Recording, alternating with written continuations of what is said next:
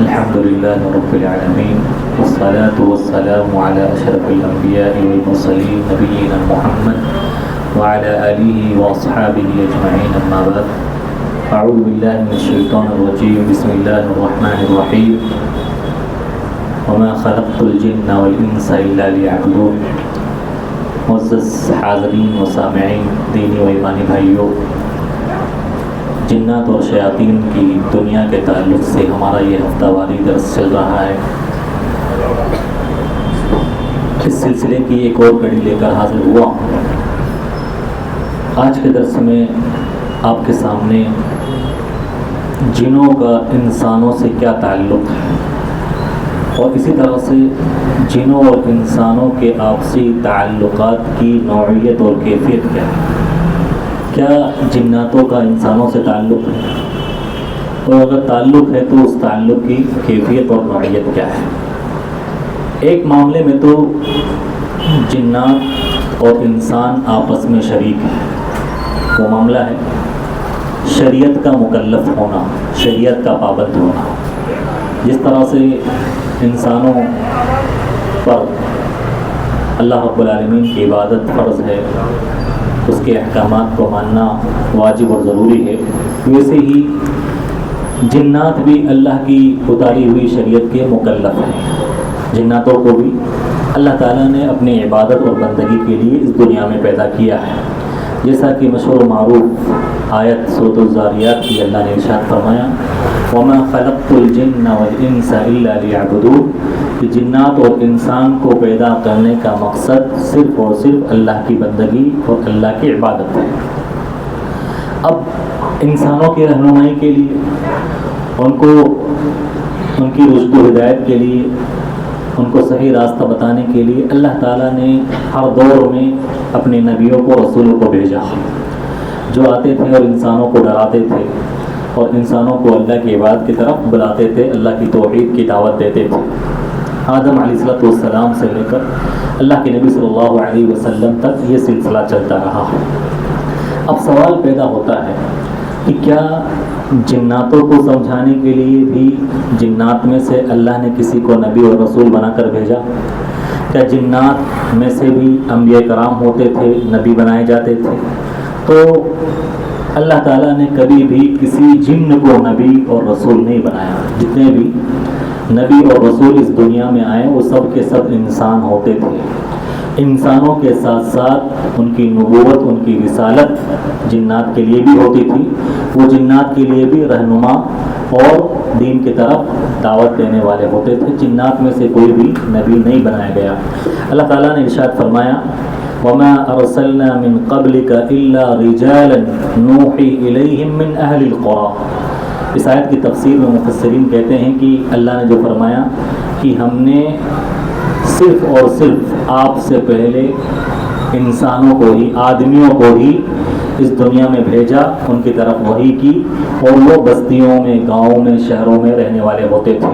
تو یہاں اللہ نے رجالن کہا ہے، تو رجالن سے مراد انسانوں کے مرد، انسانوں کے آدمی ہیں، یعنی اللہ تعالیٰ نے اس دنیا میں نبی اور رسول صرف انسان کو بنایا، کوئی جن اور کوئی بھی جن کو کبھی بھی نبوت اور رسالت سے سرفراز نہیں کیا گیا۔ جن کو دعوت دینے کے لیے اللہ تعالیٰ نے انسانوں کے ہی نبی اور رسول کو بھیجا، اور نبیوں اور رسولوں کی دعوت جو انسانوں میں سے ہوتے تھے وہ جنات کے لیے بھی ہوتی تھی، وہ ان کو بھی دعوت دیتے تھے۔ ہاں یہ بات ضرور ہے کہ نبیوں اور رسولوں کی دعوت سن کر اور پھر جنات کو ڈرانے والے، ان میں دعوت کا کام کرنے والے اور ان کی اصلاح کا کام کرنے والے کچھ جنات ہوتے تھے جو جاتے تھے نبی کی بات، رسول کی بات سن کر اپنی قوم کو ڈراتے تھے، جن کو نذر کہا جاتا ہے، ڈرانے والے کہا جاتا ہے۔ ہاں ان میں سے کوئی نبی اور رسول تو نہیں آیا، لیکن ان کی طرف ڈرانے والے ان کی قوم کے کچھ لوگ ہوتے تھے جو مصلح بن کر، داعی بن کر ان کے پاس ڈراتے تھے، انہیں حق پہنچاتے تھے اور انہیں دین کی طرف بلاتے تھے۔ تو کوئی مستقل نبی اور رسول جنات میں سے، انہی کی نسل میں سے، انہی کی قوم میں سے پیدا نہیں ہوا۔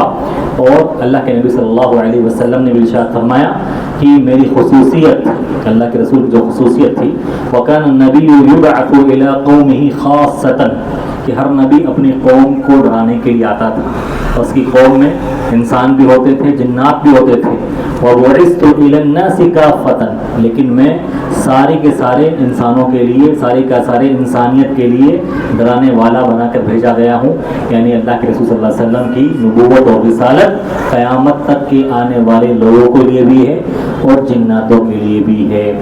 اللہ کے رسول صلی اللہ علیہ وسلم کی ملاقات جنات سے کی، آپ نے ان کو سمجھایا، ان کو دین کی باتیں بتائی، بہت ساری حدیث میں ثابت ہوتی ہے۔ ایک مرتبہ جب آپ طائف سے سفر کر کے آ رہے تھے، مکہ پہنچے تو مکہ کے قریب میں جنوں کی ملاقات اللہ کے نبی صلی اللہ علیہ وسلم سے ہوئی، اور پھر پورا ماجرا سورۃ الجن کے اندر پورے حالات خود جنات کی زبانی اللہ تعالیٰ نے نقل فرمائی ہیں۔ اور ابن عباس رضی اللہ عنہ سے مروی ہے کہ وہ فرماتے ہیں کہ اللہ کے نبی صلی اللہ علیہ وسلم نے ایک رات جناتوں سے ملاقات کی، انہیں دین کی دعوت دی، انہیں توحید کی طرف بلایا، جس رات کو لیلۃ الجن کہا جاتا ہے، جن سے ملاقات والی رات۔ تو جنات میں سے کوئی نبی نہیں آیا، تمام کے تمام انسان میں سے ہی نبی اور رسول کی شریعت کے پابند ہوتے تھے۔ ہاں ایک تعلق ہے کہ جنات یہ انسان سے علم دین حاصل کر سکتے ہیں، جنات کسی انسان سے، کسی انسان عالم دین سے علم دین حاصل کرنے کے لیے اس کے شاگرد بن سکتے ہیں۔ بہت سارے علماء کرام جو بڑے بڑے علماء کرام گزرے ہیں، ان کی سوانح حیات میں، ان کی زندگی کی تاریخ میں یہ بات ملتی ہے کہ ان سے جنات علم دین سیکھنے کے لیے آتے تھے، ان کی شاگردی اختیار کرتے تھے، جیسا کہ مشہور و معروف شخصیت عبد الرحمن المبارک پوری، جنہوں نے ترمذی کی شرح کی ہے، تو ان کے مصنف کے سوانح حیات میں لوگوں نے لکھا ہے کہ ان کے درس میں جنات بھی شریک ہوتے تھے اور ان سے علم دین سیکھنے کے لیے آتے تھے۔ ایک دوسری چیز کہ کیا اللہ نے دوسرے باقی جو معاملات ہیں، معاشرتی معاملات ہیں، عام معاملات ہوتے ہیں سماج اور معاشرے کے، تو کیا آپس میں جنات اور انسان ایک دوسرے کے محتاج ہیں؟ عام دنیاوی معاملات میں کیا انسان اور جنات ایک دوسرے کے محتاج ہیں؟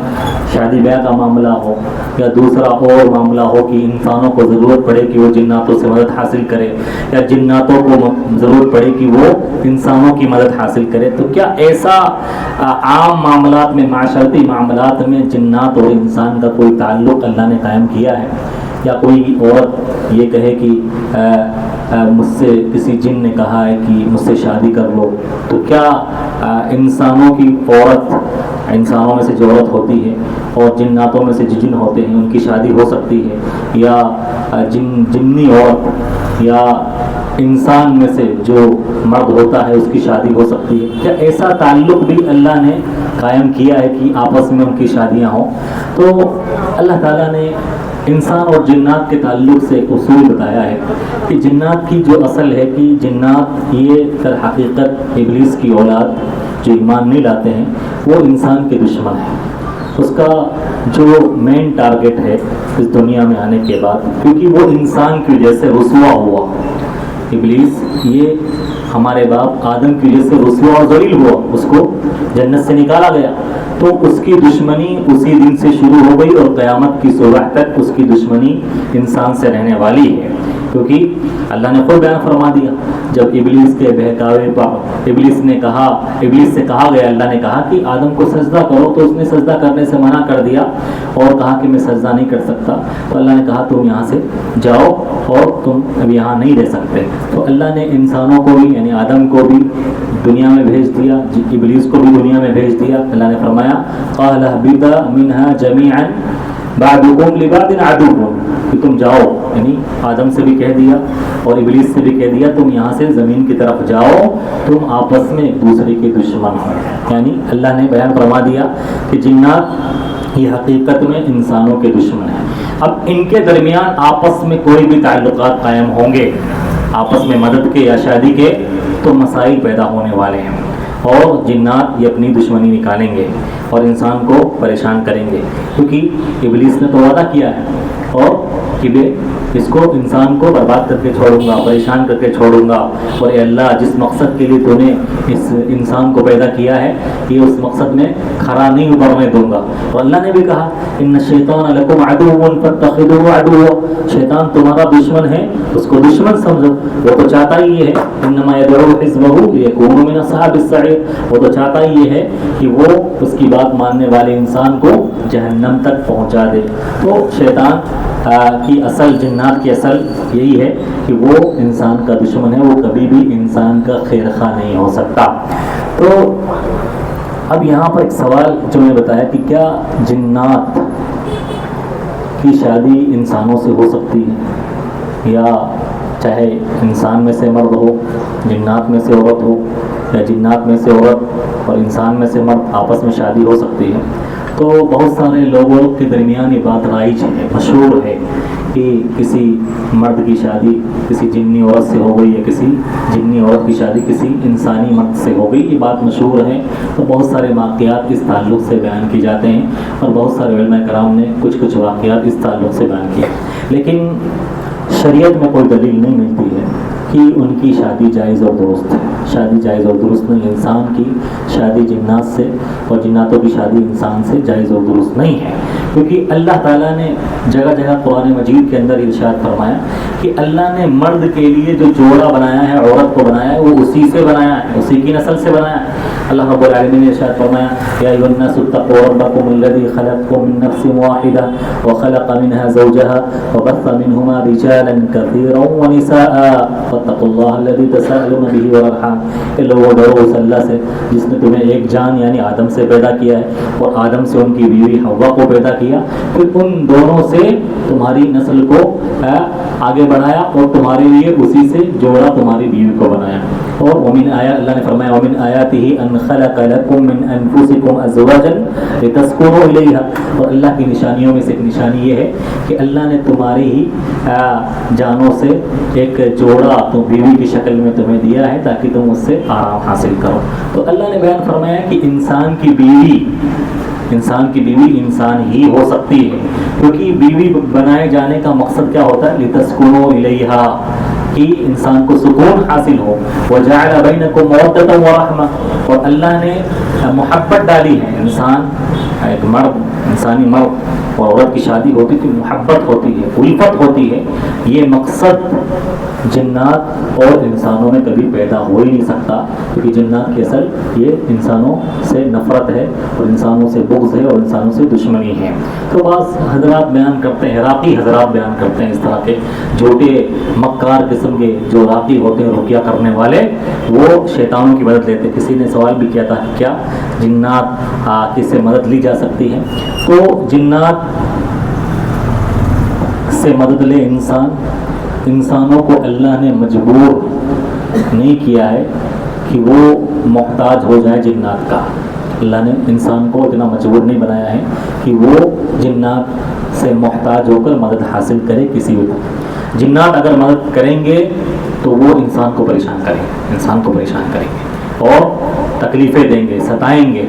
और उलमा कराम लिखते हैं कि जिन्नात किसी भी काम पर इंसान की मदद उसी वक्त करते हैं जब इंसान शिरकिया काम करे, अल्लाह को नाराज़ करने वाले काम करे। जितने भी ये कहते हैं ना कि हमारे बस में, हमारे वश में जिन्नात हैं और हम उनसे मदद लेते हैं, वो सब के सब जादूगर लोग होते हैं। जितने भी लोग बताते हैं ना कि फ़लाँ चीज़ फ़लाँ जगह गुम गई है, और फिर उनके पास जाने वाले जिसकी चीज़ खोई है वो जाकर बोलता है कि मेरी चीज़ ये खो गई है, जो बता दो ये वो, फिर वो बताता है इतनी फ़ीस लेता है ये है वो। तो जिन्नात आकर बताते हैं, उनके मुवक्किल होते हैं जिन्नातों को। तो इस तरह की मदद लेना इस्लाम में हराम है, नाजायज़ है। जो उसकी मदद लेता है वो समझ लीजिए जादूगर है, वो जादू का गलत चीज़ का इलाज गलत चीज़ से करा। इलाज करने वाले बहुत सारे आमिल लोग ये इस तरह का दावा करते हैं और अपने मौक़िल से फिर बात करते हैं, फिर वो कोई भी चीज़ का पता लगा लेते हैं और मालूम करने की कोशिश करते हैं। तो इस तरह से जिन्नात से मदद लेना हमारे इस्लाम में जायज़ और दुरुस्त नहीं है। कोई कितना भी बड़ा आलिम हो, कितना भी बड़ा मुफ्ती हो और कितना भी बड़ा दीनदार हो और दाढ़ी जुब्बा कुब्बा पहने हुए हो, अगर वो ऐसा दावा करता है तो समझ लीजिए कि वो गलत काम कर रहा है, सही काम नहीं कर रहा है और वो जादूगर है और शयातीन से मदद ले रहा है और इस्लामी शरीयत की मुखालिफत कर रहा है, इस्लामी शरीयत की मुखालिफत कर रहा है। क्योंकि जिन्नात से जब इंसान मदद लेते हैं तो बहुत सारे मसाइल इंसान की ज़िंदगी में खड़े होते हैं। इसका जिक्र मैं अगले दर्स में इंशाल्लाह करूँगा। तो रही बात शादी की, तो कभी कभी एक औरत को ख्याल आता है जिस पर शैतान सवार हो जाता है कि वो ख्वाब में देखती है कि जिन्नात मेरे साथ बुरा काम कर रहा है, मेरे शोहरों वाला काम कर रहा है, मुझसे हम बिस्तरी कर रहा है। तो एक औरत का वो वहम होता है, वो वसवसा होता है जो शैतान की तरफ से होता है। शैतान उस पर इस कदर हावी हो जाता है कि वो उसको ऐसे लगवाता है कि मैं इसके साथ हम बिस्तरी कर रहा हूँ, इसके साथ मर्द वाले ताल्लुकात कायम कर रहा हूँ। तो वो सिर्फ और सिर्फ उसका वहम होता है और शैतान की तरफ से वसवसा होता है। जिन और इंसान में कभी भी शादी वाले ताल्लुकात कायम नहीं हो सकते, ना ही उनकी औलाद हो सकती। बाज़ लोगों ने बहुत सारे वाक़यात इसमें मनगढ़ंत तौर पर लिखे हैं और ये ज़ाहिर करने की कोशिश की है कि जिन और इंसान की शादी भी होती है और औलादें भी होती हैं, ये सब होता है। तो ये सब फालतू की चीज़ें हैं और ये इसमें शरीयत से इसका कोई भी सबूत नहीं मिलता है। और इसी तरह से दूसरी बात जो मैंने बयान फरमाई, जिन्नात का इंसानों से मदद लेना और इंसानों का जिन्नात से मदद लेना, शरीयत, हमारी शरीयत इससे भी मना करती है और इसका भी इनकार करती है। ऐसी कोई चीज़ नहीं है, इंसानों को मजबूर नहीं किया गया है कि वो जिन्नात से मदद ले या उसके मोहताज हों। अगर कोई ऐसा करता है तो ख़ुद अपनी ज़िंदगी बर्बाद करता है। बहुत सारे राकी हज़रात या बहुत सारे जादूगर हज़रात जो इस तरह के काम करते हैं, उनकी ज़िंदगी के बारे में लिखने वालों ने लिखा है कि एक मिस्र का बहुत बड़ा जादूगर था, जो जादू करता था। और जादूगर हमेशा जादू करने में जिन्नात ही की मदद लेते हैं। तो जब उसका इंतकाल हुआ जादूगर का, तो लोग उसके घर पे गए और उसने अपने घरों में एक मखसूस, एक ख़ास रूम बनाया हुआ था जहाँ पर वो जादू करता था।